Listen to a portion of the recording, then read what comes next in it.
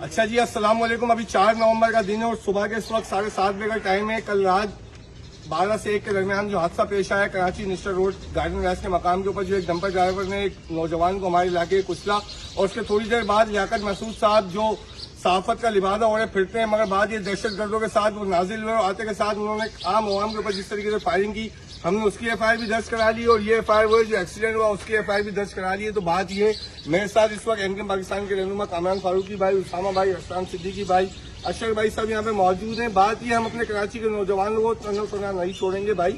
بات یہ شہر ہمارا ہے، یہ لوگ ہمارے ہیں اور ہم یہ ظلم اب مزید برداشت نہیں کریں گے۔ ہم نے ایک مثال قائم کی ہے، اس ایف آئی آر کے اندر لیاقت مسعود کو ہم نے مینشن کروایا ہے، اس کے دیگر ساتھیوں کو دہشت گردوں کو ہم نے نومینیٹ کروایا ہے۔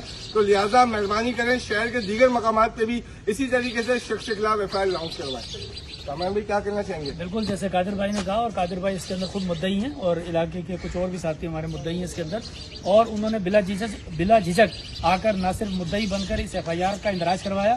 تو یہ ایک پیغام ہے پورے کراچی کے لیے کہ ان بدبختوں کے خلاف نکلیں اور کراچی کے ہر تھانے کے اندر ان کے خلاف اگر کوئی خدا نخواستہ انسیڈنٹ ہوتا ہے تو لوگ نکل کر ان کے خلاف مطلب اندراج کرائیں ایف آئی آرز کا، اور ان کے خلاف اتنے اندراج کرائیں کہ یہ اغوانی باشندے یہاں کے لوگوں کو جس طریقے سے ٹائروں کے نیچے، ڈمپر کے نیچے کچل کر لوگوں کو قتل کرتے ہیں یا ان کو جاں بحق کر رہے ہیں، تو ان کی ہمت نہ ہو دوبارہ ان شہروں کراچی کے شہروں پہ آنے کی۔ تو میری یہ گزارش ہے کہ ان ایف آئی آرز کو مثال بنا کر پوری کراچی کے اندر ان کے خلاف بھرپور پروٹیسٹ کیا جائے اور کراچی کے ہر تھانے میں ان کے خلاف ایف آئی آر کا اندراج کیا جائے۔ Thank you.